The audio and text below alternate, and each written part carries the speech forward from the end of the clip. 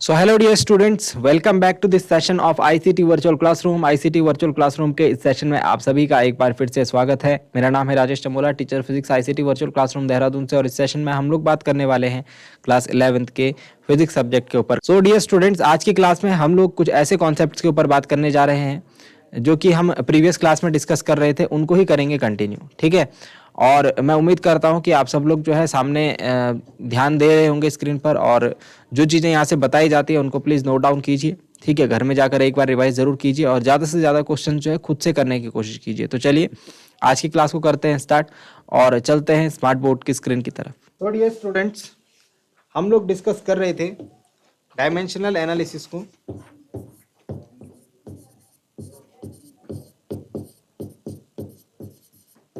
और इसमें हम कुछ क्वेश्चंस को कवर अप कर चुके थे। आज टोटली आपका प्रैक्टिस डे रहेगा। आज टोटल आपका क्या रहेगा? प्रैक्टिस डे रहेगा। मैं कुछ क्वेश्चंस लेके आया हूं आपके लिए। ठीक है, आपको टाइम दूंगा उनको करने के लिए और आपको फटाफट से क्वेश्चंस को सॉल्व कर देना है। ठीक है, जो भी चीज़ें पिछली सिखाई गई हैं उनके आधार पर। चलिए, तो सबसे पहला क्वेश्चन है आपके लिए। सबसे पहला क्वेश्चन है आपके लिए। क्वेश्चन में बात कही गई है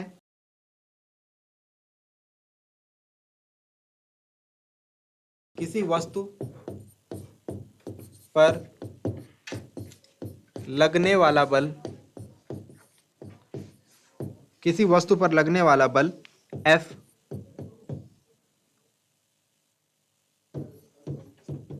वस्तु के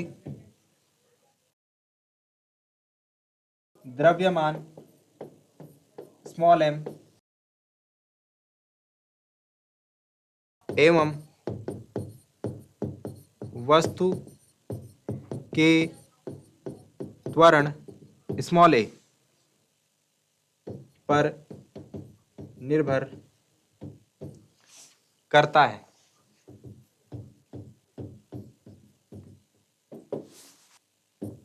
बल के लिए द्रव्यमान एवं त्वरण के पदों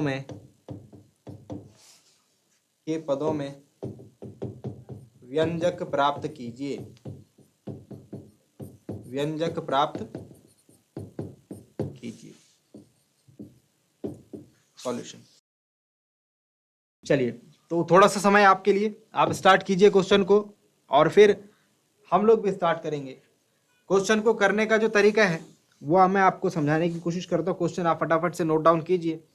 पिछली क्लासेस में हम लोग इस टाइप के काफ़ी सारे क्वेश्चन को डिस्कस कर चुके हैं और किस तरीके से इस प्रकार के क्वेश्चन को हैंडल करना है, सॉल्यूशन करना है, वो भी आपको प्रीवियस क्लास में बताया गया है। ठीक है, तो आप बस अपना जो प्रोसीजर है उसको पकड़ कर चलिए। ठीक है, और जैसा कि हमने ये क्वेश्चन किया है, देख रहे हैं आप, इसमें हमको दे रखा है जो अभिकेंद्र बल है वो डिपेंड कर रहा है एम, वी और आर के ऊपर, है ना। तो ये क्वेश्चन कैसे करा है हमने, याद है आपको? डायमेंशन याद होनी चाहिए हमें। ठीक है, और उसके बाद इक्वेशन में हम लोग वैल्यू पुट करते हैं जिस चीज़ पर डिपेंड करती है क्वांटिटी, उनकी वैल्यूज रखते हैं। ठीक है, और इन तीनों पर ये डिपेंड कर रहा था तो इनकी पावर ABC हो गई। ठीक है, उसके बाद इज इक्वल टू लगा के कांस्टेंट लगाना है। जितनी भी राशियां हैं सबकी विमाएँ रखनी है। विमाएँ रखने के बाद कंपेयर करना है। कंपेयर करने के बाद A, B और C के मान निकालने हैं। A, B, C के मान निकालने के बाद उनको समीकरण 1 में रखना है। ये काम करना है हमें। चलिए, तो कीजिए जरा, यहाँ पर भी सेम काम कीजिए और बताइए कि क्या आंसर इसका आता है। तो चलिए, मैं भी साथ साथ आपके क्वेश्चन को स्टार्ट कर रहा हूँ। आप लोग जो भी क्वेश्चन कर रहे हैं करते रहिए, साथ में मैं भी कर रहा हूँ, या फिर जहाँ पर मिसमैच हो जाए, आपका स्टेप्स आपके दिमाग से निकल जाए, वहाँ पर आप देख सकते हैं हेल्प लेने के लिए। चलिए, तो करते हैं स्टार्ट।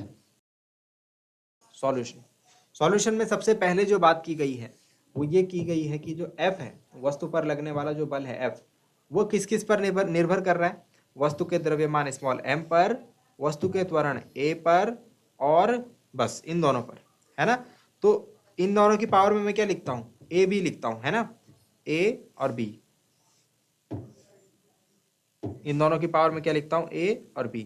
अब देखो, A और B लिखते हैं क्वेश्चन में, ठीक है, बट ध्यान देना यहाँ पर जो है हमारे पास A नीचे फॉर्मूला में भी है, यहाँ पर भी A है ना, वो कंफ्यूजन ना हो जाए इसलिए यहाँ पर बी और सी लिख लो। यहाँ पर क्या लिख लो, बी और सी लिख लो, जस्ट फॉर कंफ्यूजन ना हो जाए। अगर ए और बी भी लिखेंगे तो भी काम सेम रहेगा, स्टेप सारे सेम रहेंगे। ठीक है, चलो अब जब कांस्टेंट प्रोपोर्शनैलिटी कांस्टेंट हटाते हैं तो के लगाते हैं, ये बन जाती है हमारी समीकरण नंबर 1। उसके बाद हम क्या करते हैं, उसके बाद हम समीकरण में विमाएं रखते हैं, डायमेंशंस रखते हैं। विमाएं रखने पर क्या होता है, विमाएं रखने पर एफ की विमा रख दो एम एल टी माइनस 2। इधर के की विमा तो रखेंगे नहीं, एम की क्या विमा होती है, द्रव्यमान की विमा होती है एम, इसकी पावर क्या है बी, और त्वरण की क्या विमा होती है एल टी माइनस 2, ए की डायमेंशन होती है एल टी माइनस 2 और इसकी पावर हो गई सी। ठीक, तो ये हो जाएगा m1 l1 t माइनस 2, जिसकी पावर में कुछ नहीं लिखा है 1 लिख दो। इधर हो जाएगा m b l की पावर c t की पावर माइनस 2c, क्योंकि c जो है l और t दोनों के साथ पावर में जाएगा अंदर। ठीक है, अब इसको हम क्या करेंगे, तुलना करने पर, घातों की तुलना करने पर, इसके बाद क्या करते हैं, घातों की तुलना करते हैं। तुलना करने पर हमको क्या मिलता है, तुलना करने पर हमको मिलता है b बराबर 1, c बराबर 1 और माइनस 2c बराबर माइनस 2। माइनस से माइनस कैंसिल, 2 से 2 कैंसिल, c बराबर 1। ओके, b और c की वैल्यूज तो हमको मिल ही चुकी है ना, फिर ये लास्ट वाला जो कैलकुलेशन है इसको करने का मतलब नहीं बनता है। तो b बराबर 1 और c बराबर 1 हमको मिल गया, बस यही हमारा काम होता है। इनको हम समीकरण 1 में रख देंगे,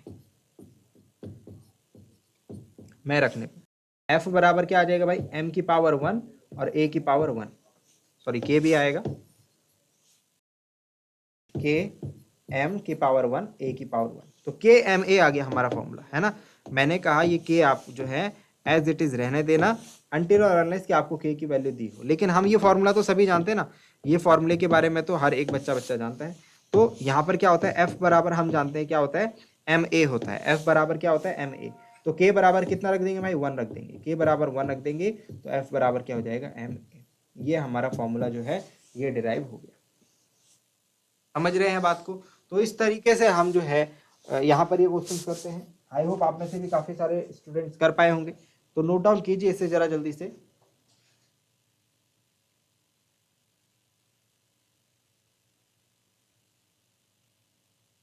चलिए, तो ये क्वेश्चन समझ में आया। इसके बाद नेक्स्ट क्वेश्चन देखो, नेक्स्ट क्वेश्चन देखिए।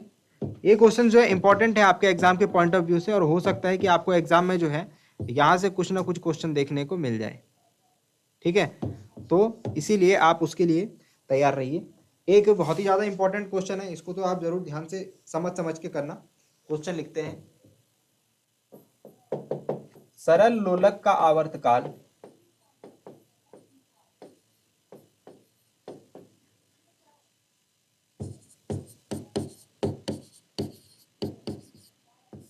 सरल लोलक का आवर्तकाल जिसे हम t से निरूपित करते हैं,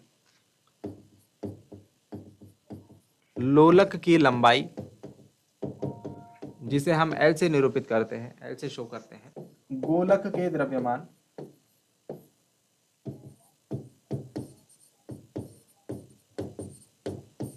जिसे हम स्मॉल m से डिनोट करते हैं, एवं गुरुत्वीय त्वरण acceleration due to gravity g पर निर्भर करता है, g पर निर्भर कर सकता है। अभी पता नहीं है करेगा या नहीं करेगा, पर कर सकता है। ठीक है, t के लिए व्यंजक L, M व G के पदों में प्राप्त करें। ये हमारा क्वेश्चन है और इसका सॉल्यूशन हम लोग स्टार्ट करें। एक लोलक सिंपल पेंडुलम इस तरीके से किसी एक रिजिड सरफेस से, है ना, लटका हुआ एक धागा होता है और उसके नीचे क्या है, एक मास का जो बॉब है वो बंधा हुआ होता है। ठीक है, तो इसको हम पेंडुलम बोलते हैं। अब इसको मैं इधर ले जाऊंगा तो ये फिर इधर ऐसे ऐसे घूमने लग जाएगा। ठीक है, तो ये हो गया हमारा पेंडुलम। इस पेंडुलम में 3-4 चीजें हैं जिन पर कि लोलक का जो आवर्तकाल है, आवर्तकाल मतलब एक दोलन करने का जो टाइम है उसको बोलते हैं आवर्तकाल, एक कंप्लीट ऑसिलेशन का जो टाइम है उसको बोलते हैं लोलक का आवर्तकाल, वो लोलक की लंबाई कितनी है, लोलक का द्रव्यमान कितना है, और उसका जो गुरुत्वीय त्वरण एक्सेलरेशन ड्यू टू ग्रेविटी जो उस पर काम कर रहा है, इन तीनों बातों पर निर्भर कर सकता है। यह बात हमारे दिमाग में है। अब हमें पता लगाना है कि टी के लिए जो फॉर्मूला होगा वो भी इन्हीं के पदों में तो होगा, तो हमको इसका जो एक्चुअल फॉर्मूला है वो पता लगाना है डायमेंशनल एनालिसिस से। चलो क्वेश्चन को स्टार्ट करते हैं। आप लोग में से कुछ लोग स्टार्ट कर चुके होंगे, करते रहिए, ठीक है। जहां पर आपको लगे असुविधा हो रही है वहां पर आप देख लें एक बार, ठीक है। तो टी जो है वो किस किस पर डिपेंड कर रहा है भाई? टी डिपेंड कर रहा है एल पर, एम पर और जी पर, ठीक है। तो टी अनुक्रमानुपाती हो जाएगा, एल की पावर ए, एम की पावर बी और जी की पावर सी के, ठीक है। यहां पर हम प्रोपोर्शनैलिटी हटा करके, प्रोपोर्शनल साइन हटा करके नियतांक लगाते हैं, ठीक है। ये काम भी हमने कर लिया और इसको बना दिया इक्वेशन नंबर 1, ठीक। इतनी बात हो गई। देखो स्टेप सारे सेम रहेंगे, क्वेश्चन आप ज्यादा से ज्यादा करो तो स्टेप आपको खुद से याद हो जाएंगे और आप क्वेश्चंस को इजीली कर भी पाएंगे, ठीक। ये हो गया हमारा फर्स्ट स्टेप। नेक्स्ट स्टेप में हम क्या करते हैं, दोनों साइड के जो जितनी भी भौतिक राशियां हमको दिख रही हैं उनकी डायमेंशंस या उनकी विमाएं हम रख देते हैं इस समीकरण 1 में। तो टी क्या है भाई? आवर्तकाल। आवर्तकाल की विमा वही है जो समय की होती है, जो कि होती है खाली टी, ठीक है। आवर्तकाल की डायमेंशन क्या होती है? टी। उसके बाद के की तो डायमेंशन होती नहीं, इसके डायमेंशन रखेंगे नहीं। उसके बाद बचा एल, एल के डायमेंशन रखेंगे आप। एल की विमा क्या होती है? एल, लंबाई की विमा एल होती है, उसकी पावर में ए है। फिर एम की विमा रखो, एम की डायमेंशन क्या होती है? एम, उसकी पावर में क्या है? बी है। फिर क्या आ गया? गुरुत्वीय त्वरण जी, जी की विमा क्या होती है भाई? वही जो त्वरण की विमा होती है। त्वरण की विमा क्या होती है? एक्सेलरेशन की, अभी अभी बताया था, एल टी माइनस 2, और इसके पावर में क्या आ जाएगा? सी, ठीक है। अब दोनों तरफ क्या करेंगे भाई? यहाँ m और l तो है नहीं, तो m0 l0 t1 लिख देंगे क्योंकि सिर्फ t है यहाँ पर, ठीक। और इधर की तरफ क्या करेंगे? m की पावर कितना आ रहा है इधर? m अकेला यहाँ पर है तो m की घात में क्या आ रहा है? b आ रहा है। l यहाँ पर है तो l की पावर a आ रहा है, और l यहाँ पर भी है तो l की पावर यहाँ से क्या आ रही है? c आ रही है। कोई दिक्कत तो नहीं है इसको कैलकुलेशन करने में। अगर किसी को कोई समस्या है तो क्वेश्चन के बाद मुझे बताना। टी की पावर सिर्फ यहाँ पर है, टी अकेला यहाँ पर है तो टी की पावर आ जाएगा -2c। अब क्या करते हैं, जो दो बार है, जो हमको डायमेंशन दो बार दिख रही है उसको हम सॉल्व करते हैं। तो एल की विमा मुझे यहाँ पर दो बार दिख रही है, एल की डायमेंशन मुझे यहाँ पर दो बार दिख रही है, तो ये हो जाएगा m0 l0 t1। ये लेफ्ट हैंड साइड तो सेम रहेगी। राइट हैंड साइड में देखो m की पावर a, अब l की पावर कितनी हो जाएगी? l की पावर a भी है और c भी है, तो क्या हो जाएगा? a plus c। l की पावर क्या हो जाएगा? a प्लस c, और t की पावर -2c, ठीक है। यहां तक भी आई थिंक कि कोई समस्या नहीं है। अब क्या करेंगे, अब इसके बाद आप क्या करो, इसको फाइनल सॉल्व कर दो। हमको क्या करना है, दोनों तरफ m, l और t की घातों की तुलना करने पर, कंपैरिजन। आप क्या करेंगे भाई? तुलना करेंगे। तुलना करने से क्या पता लग रहा है? m यहाँ है, m यहाँ है, m की घात में यहाँ पर 0 है, यहाँ पर a है, मतलब a का मान कितना आ गया? 0। L यहाँ है, L यहाँ है, L की पावर में यहाँ पर 0 है, यहाँ पर a प्लस सी है, मतलब a प्लस सी का मान कितना आ गया भाई? 0। और t यहाँ है, t यहाँ है, t की पावर में यहाँ 1 है, यहाँ -2c है, मतलब कि -2c बराबर कितना आ गया? 1 आ गया। बस ये काम करना होता है। उसके बाद इन समीकरणों को सॉल्व करना होता है। तो c के मान मुझे यहाँ से मिल रहा है -1/2, ठीक है। c का मान मिल गया -1/2, उसको यहाँ रख दो। देखो a, b और c की वैल्यूज हमको फाइंड आउट करनी थी ना। सॉरी, एक थोड़ा सा गलती हो गई है यहाँ पर m की वैल्यू b थी, m का जो यहाँ पर m की पावर थी वो b थी, m की पावर b थी, जरा यहाँ पर ध्यान देना, m की पावर b थी। तो ये जो वैल्यू आएगी ये आएगी b = 0, क्योंकि m की पावर b इधर भी है और m की पावर में 0 इधर है, ठीक है। घातों की तुलना करनी है हमको, जो हमको डायमेंशन दिख रही है दोनों तरफ, m की m से, l की l से, t की t से, और फिर हमको जो रिलेशन मिलेगा उसको लिख देना है। अब ये यहां पर हमको c का मान मिल गया, b का मान मिल गया, a का मान नहीं मिला, तो a का मान हमको इस समीकरण से मिलेगा। इस समीकरण में क्या करो, c की वैल्यू -1/2 आई है ना, वो यहां रख दो, तो क्या बन जाएगा? a - 1/2 = 0, तो a की वैल्यू कितनी आ जाएगी? 1/2। अब हमको तीनों वैल्यूज मिल चुकी हैं, a की वैल्यू 1/2, b की वैल्यू 0 और c की वैल्यू 1/2। अब क्या करेंगे आप? a, b व c के मान को समीकरण 1 में रखने पर क्या लिखेंगे? a, b व c के मान को समीकरण 1 में रखने पर समीकरण 1 का है भाई, ये रही समीकरण 1। इसमें रखो जरा ए बी और सी के मान, तो टी बराबर हो गया के एल की पावर ए कितना है भाई 1/2, ठीक है, एम की पावर बी कितना है भाई 0, और जी की पावर सी कितना है भाई -1/2। यहां तक सबके सब बच्चे कर लेंगे काम को। अब इससे आगे देखो, इससे आगे आपको एक दो बातें समझनी है, इसको मैं नेक्स्ट पेज पर लिख रहा हूं। क्या आया था हमारा, t = के एल की घात 1/2, एम की घात 0, जी की घात -1/2, ठीक है। अगर किसी भी राशि की घात 0 होती है, किसी भी राशि की घात 0 होती है, वेरिएबल की पावर 0 होती है, तो उसका मान होता है 1। उसका मान क्या होता है 1। ये बात तो सभी जानते हैं, अलजेब्रा में हमने पढ़ा है ये बात। तो k = एल की पावर हाफ, और m का मान, m की घात 0 का मान कितना हो जाएगा भाई -1, और g की पावर 1/2। ये 1 को मैं मल्टीप्लाई करूंगा, तो इसको मैं लिखूं चाहे ना लिखूं, बात एक ही है, क्योंकि एक की गुणा होने से जो ये चीज है ये सेम रहेगी, ठीक है। अब जो चीज माइनस में होती है उसको हम कहाँ लेके जाते हैं, जो घात माइनस में होती है उसको हम अपॉन में लेके जाते हैं। तो जी की घात ऊपर -2 है ना, अपॉन में आने के बाद ये +1/2 हो जाएगी। अपॉन में आने के बाद इसका माइनस का चिन्ह हट जाएगा। और ध्यान दो, एल और जी दोनों की घात 1/2 है, तो L/G की होल पावर 1/2 लिख सकता हूं, क्योंकि इसकी पावर भी 1/2, इसकी पावर भी 1/2, सेम पावर है। तो L/G दोनों की घात 1/2, और 1/2 आप जानते हैं जब अंडर रूट लगता है किसी संख्या के ऊपर तो उसकी घात को मैं 1/2 बोलता हूं। तो मतलब कि फॉर्मूला क्या बन गया हमारे पास, फॉर्मूला बन गया T = K √L/G। T = K √L/G। ये जो फॉर्मूला हमसे पूछा जा रहा था ये वो है, ठीक है। अब एग्जाम में ना आपको क्वेश्चन में आपको ये k की वैल्यू नियतांक जो है यहां पर मिल सकता है, नहीं मिल सकता। अगर मिलेगा तो 2π मिलेगा, ठीक है। नियतांक k बराबर 2π। अगर आपको याद है तो लिख देना, नहीं याद है तो मत लिखना, यहां पर छोड़ देना। एग्जाम में क्वेश्चन में आपको वैसे ही 2π मिलने के चांसेस ज्यादा है, तो बस इस 2π को रख दो यहां पर, √L/G। ये है हमारा फॉर्मूला सरल लोलक के आवर्तकाल के लिए, सरल लोलक का आवर्तकाल। अब यहां से एक थोड़ा सा आधे मिनट का टाइम दो, आधे मिनट के टाइम में एक बात आपको समझाता हूं। नोट डाउन कर लिया सबने, ये सरल लोलक के आवर्तकाल के लिए हमारा सूत्र है।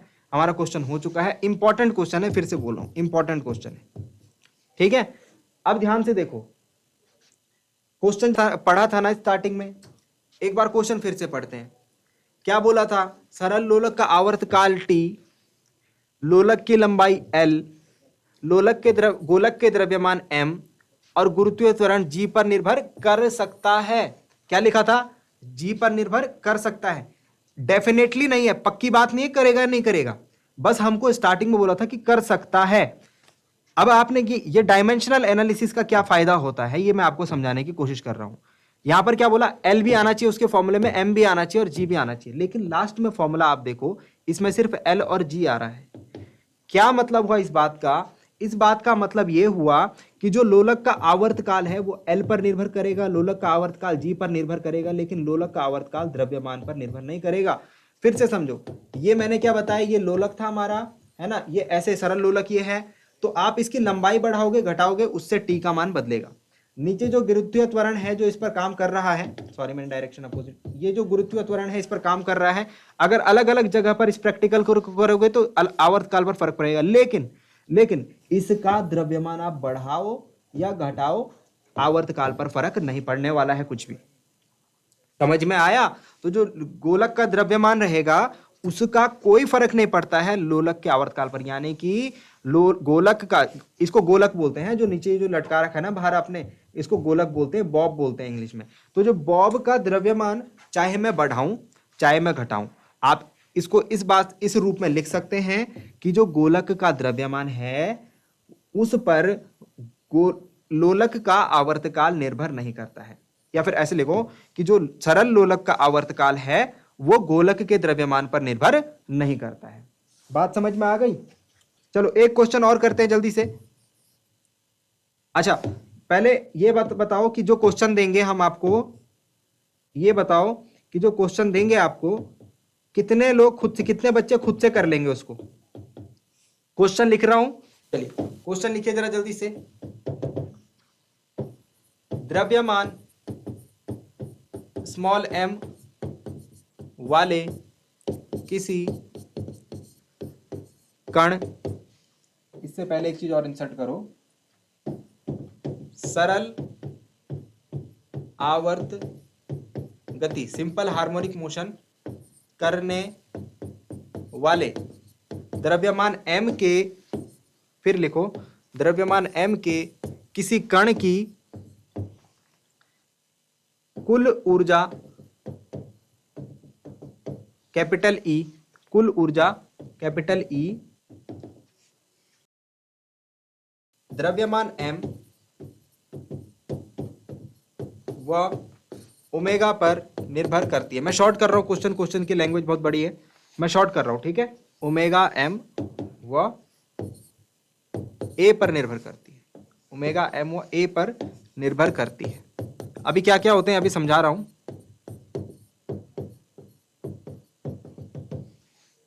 ठीक है। हमको E के लिए व्यंजक प्राप्त करना है।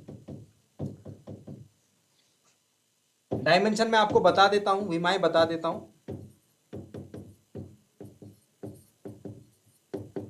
अगर विमाएं याद नहीं होंगे तो क्वेश्चन नहीं हो पाएगा, है ना, ये बात पहले भी बताई है आपको। तो विमाएं जो है याद रखनी, डायमेंशन याद रखनी। चलो हमको क्या फाइंड आउट करना है भाई, ई जो है वो किस किस पर निर्भर कर रहा है।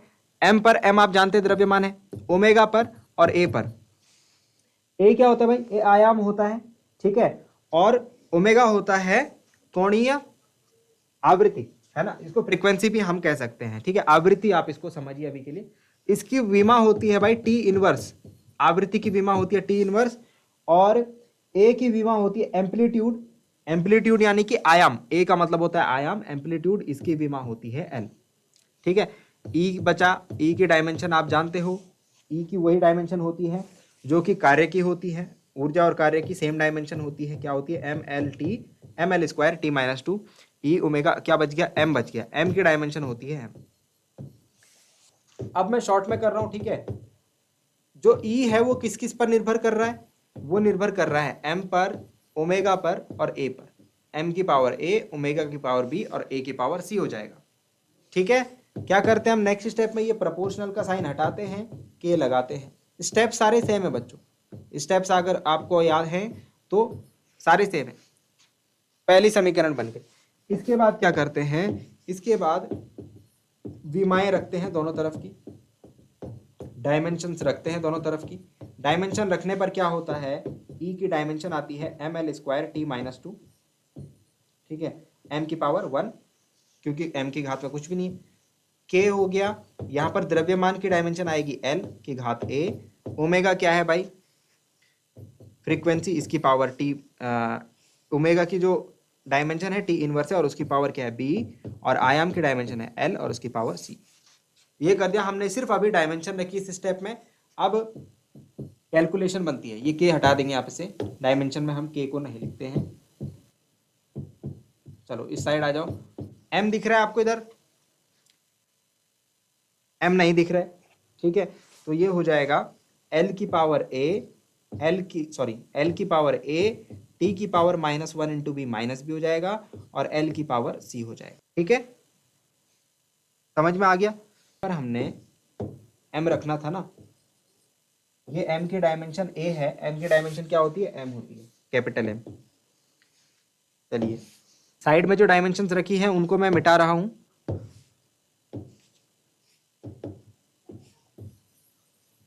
क्योंकि डायमेंशंस हम लिख चुके हैं, ठीक। अब इसे कैलकुलेट करेंगे हम, यहां पर आ जाएगा m की पावर a, t की पावर -b, l की पावर c, ठीक है। तो m1l square, left hand side तो जो है वही है, राइट हैंड साइड में भी m, l और t लिख लेते हैं। तो m आएगा पहले, फिर l आएगा, फिर t आएगा। अब क्या करते हैं हम, अब घातों की तुलना करते हैं, घातों की तुलना करते हैं। घातों की तुलना करने पर हमको जो चीज मिलती है वो मिलती है a की घात a से, तो a बराबर 1 मिल जाएगा, ओके। c की घात यहाँ से, तो c बराबर 2 मिल जाएगा, और t की घात t से, तो माइनस b बराबर -2 मिल जाएगा। ये माइनस से माइनस कट गया, तो a का मान हमको 1 मिला, b का मान हमको 2 मिला, और c का मान भी हमको 2 मिला। ठीक हो गया। अब क्या करते हैं, इस वैल्यू को समीकरण 1 में रखने पर e बराबर k m की पावर 1, ओमेगा की पावर 2 और a की पावर 2।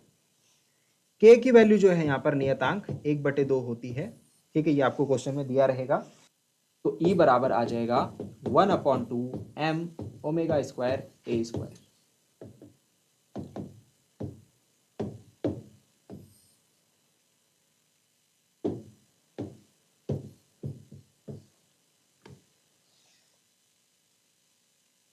चलिए नोट डाउन कर लीजिए।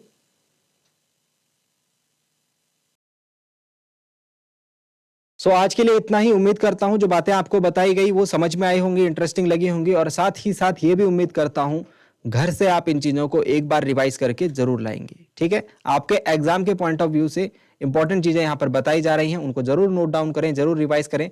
मिलते हैं अगली क्लास में ऐसे ही किसी इंपॉर्टेंट और इंटरेस्टिंग टॉपिक के साथ। क्लास से जुड़ने के लिए आप सभी का बहुत बहुत धन्यवाद। Thank you very much and have a nice day.